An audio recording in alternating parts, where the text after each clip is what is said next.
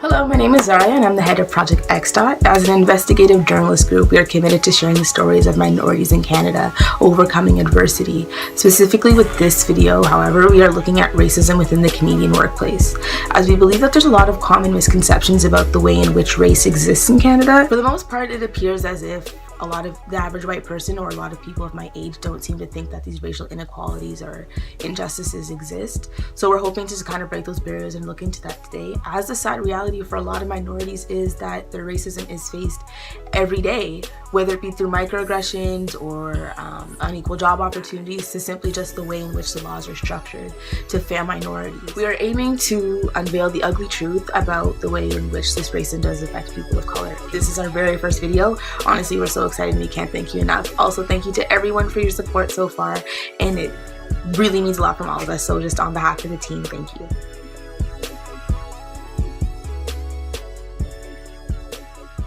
Today we have Rajiv Sharma. I'm a police officer with Waterloo Regional Police Service and for the last 28 years, and this is quite a situation that I've experienced in terms of dealing with systemic racism within this organization as well as the police association, and we're here to sort of discuss those issues. Sorry. Right. And you would identify with like what race? You would say you're I'm South Asian. South Asian, yeah. I was 7 years old when I came here. Okay. So essentially I grew up in Canada. Mm-hmm. But you cannot run away from your skin color. Exactly, yeah. Nor do I want to. So in 1995 there's an incident, and that's when the racism issue kind of became apparent. So what happened with that? It actually started more in 91, and I addressed those issues of differential treatment in terms of what I saw happening between ethnic officers, and there wasn't too many back then. I was one of the first few that got hired. When I addressed certain issues, it became more apparent to me that there was more differential treatment that was a result of it. But in 1995, there was an incident. So in 95, we were at the firing range, and another officer who was across the table from me, we were loading our ammunition while the rest of the team was firing down range outside.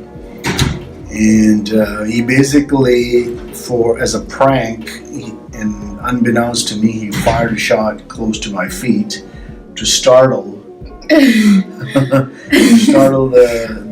officers down range after they had just finished firing. Mm-hmm. And then he raised his weapon, and when they looked back, it appeared that he had fired over their head onto the target. And I knew different, so I was very startled, and I just kind of chuckled, and what the hell did you do that for? Yeah. And it was at that point that it became an issue that needed to be addressed by the whole team.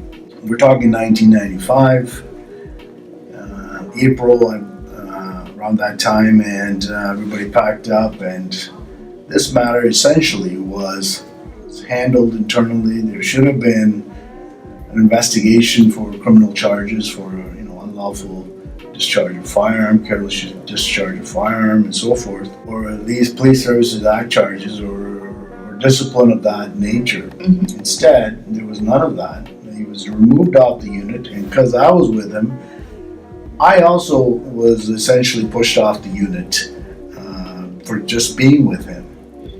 And I had experienced a build-up prior to that of internal issues where I felt I was being treated in a different manner, and that was sort of like a catalyst that was used to remove me. Okay. And when I addressed this issue with the chief of police, with my lawyer, who was a Sikh lawyer at the time, I was, yelled at in that meeting, saying that I've been going around saying that there's people who are racist in the police service. And I said, yeah, there is. Not everyone. Yeah. Why can't I address that? Yeah. 4 or 5 months later, that the same white officer was reinstated back onto the unit, and I never was. And he never faced any criminal charges or any disciplinary matters. And he was stated back on the unit, and he was junior to me at the time, and I'd never been back on that lead unit ever. And after me addressing those issues of racism and differential treatment within the police organization, I was essentially targeted more, and the orders were passed down from the senior management that get this guy out of the police service. So I've been dealing with systemic racism essentially from early 90s till now. Right. But you know, it is not. I went into policing for two reasons. One, it is about honor, respect, integrity, and basically quality, right? And also secondary, my father was an Indian Army officer. Okay. And so were my uncles were police officers, and my older brother was a police officer here. So, you know, I followed in our sort of tradition, right? But I was the guy who stood up against what I thought, hey, this is not right. This is different. Why, you know, and essentially it boiled down to race and why that difference was happening in treatment and equality of practice and why when someone speaks up, they're basically segregated and then they're targeted. Would, like, of the people, like the other people of color that were on the force, would you say they also faced the same issues that you faced, or it was kind of like a you issue just because you were vocal? They faced it. Unfortunately, they're very scared to come forward and share this. And I'm the guy who was vocal. I'm the guy who did speak up. Mm-hmm. I'm the guy who took the shots. Yeah. So I don't know any other way. I thought in an organization that speaks about quality and justice, they would appreciate, hey, let's change this. This is not right. Let's do what we can here to. No, but that wasn't the case, you know. And we were hired during a time when the NDP was in power, and they had the affirmative action time, and so. But that's no reason. I mean, you know, I qualified. I went through the process, and it was just you know, we became window dressing or ornaments, but the real change was never happening, and it isn't happening till now. It still isn't. You know, it's only being forced. Right. So in essence, it's a struggle. And I'm not the only officer. There's another visible minority officer of 28 years. He just started a few months before. We're good friends, and we're the only two guys that are actually speaking up. And there's maybe 4 or 5 human rights complaints standing against the Waterloo Regional Police Service. And the association doesn't do anything to help us. To me, anyways, they were part of the problem. Right. They were basically serving me on a platter for them. They were doing their bidding. So you can imagine that, you know, I have spent over close to $100,000 or more dollars out of my own pocket fighting internal racism and other issues within this organization.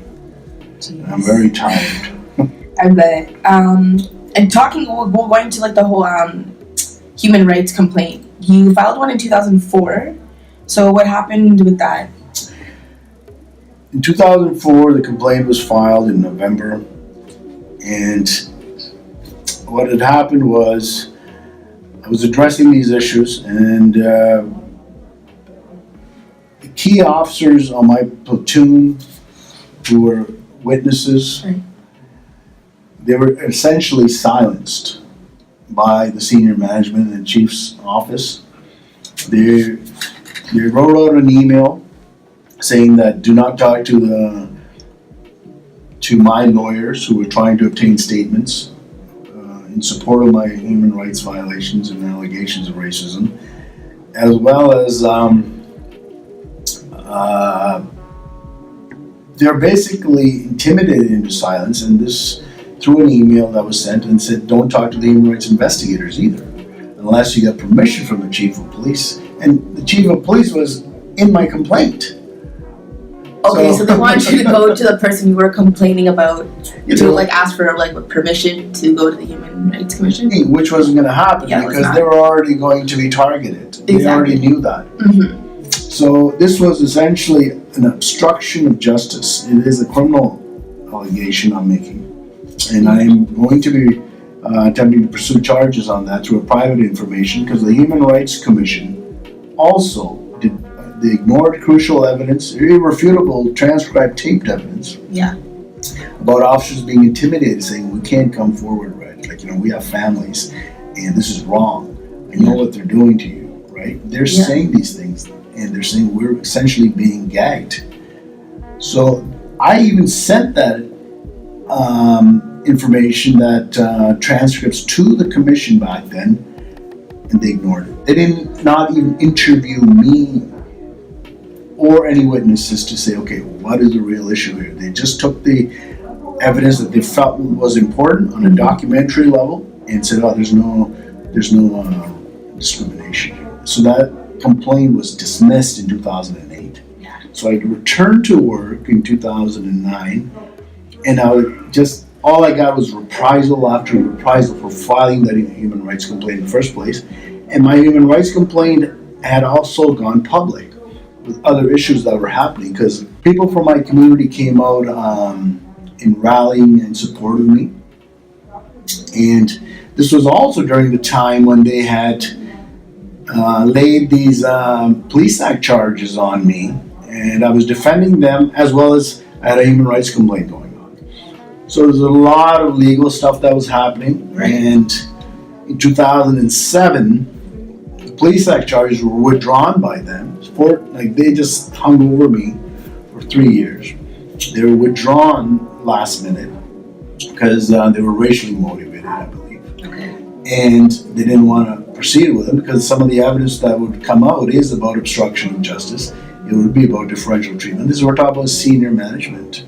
So, but during all this time, I had suffered and continue to suffer from stress-related issues. And this is not easy, by any means, when you stand up against a whole organization. And we're talking Waterloo, okay? Toronto's a little different. Yeah, Waterloo's, okay. I went to Laurier, so. Yeah, it's out there. Yeah. And it's, we make up maybe 1% of the makeup of the police service, visible minority officers. Yeah. So there's not many of us, okay? Even to this day, there's no, in the senior leadership team, there's no visible minority officers. We're just window dressing. And they're trying to paint this picture that they're being inclusive and this and that. It's all nonsense. Yeah. Okay, so here it says, so you returned to work in 2009? Yes. And then it says you faced endless reprisals. So do you want to elaborate on that? Well, as soon as I went back, it was around April of 2009.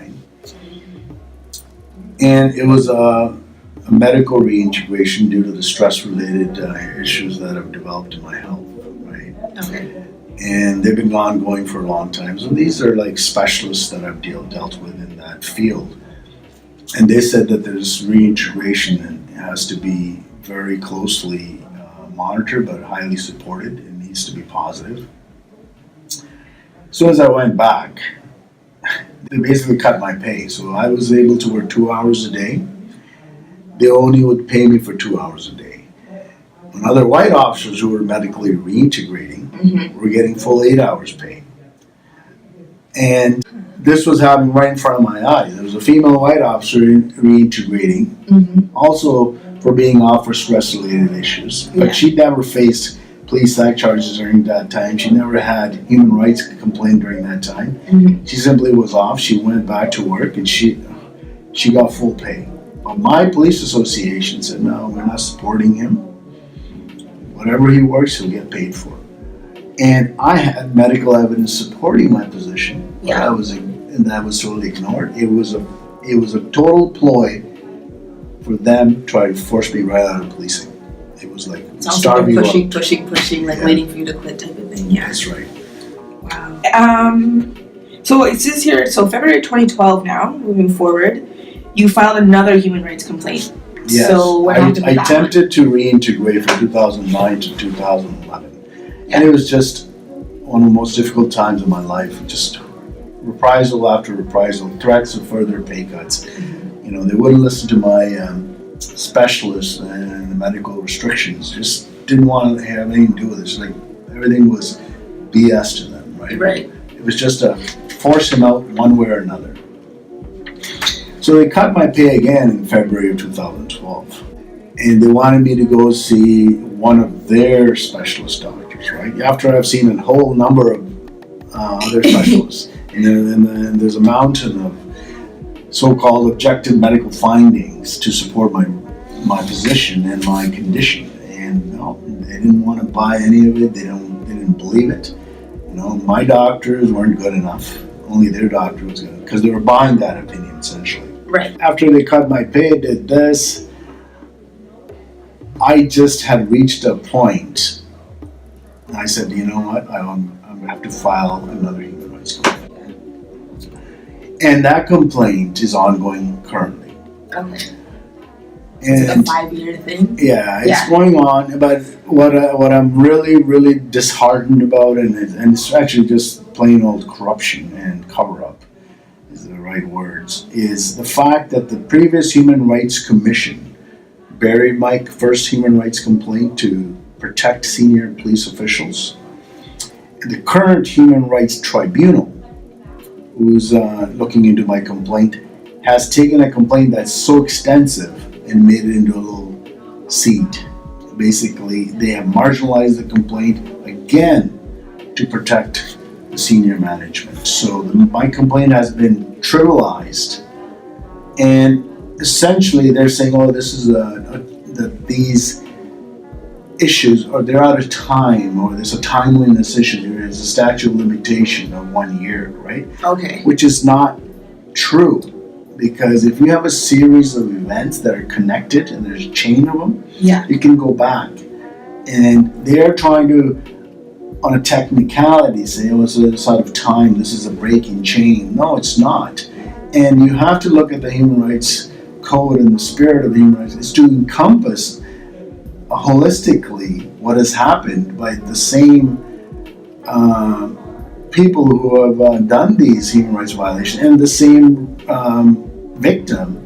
I haven't changed profession, I haven't changed my, it is the same story, and it deserves a holistic and a global view. Exactly. Because then it paints a picture of why they're doing this. Mm-hmm. And it is the tribunal currently is covering up for the previous human rights cover up for the first time in 2008. So they have to do the same in 2012 onward. Otherwise, they get discovered. So this is what's happening. That's why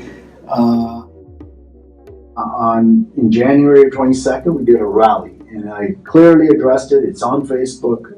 Under my name, that this is a cover-up by the Human Rights Tribunal because of the previous cover-up by the Human Rights Commission. Mm-hmm. So this is what I'm dealing with. This is the level of corruption and cover-up. This is a high-level stuff. This is not a joke, and that's why I have no place else to go except to communities who have experienced racism.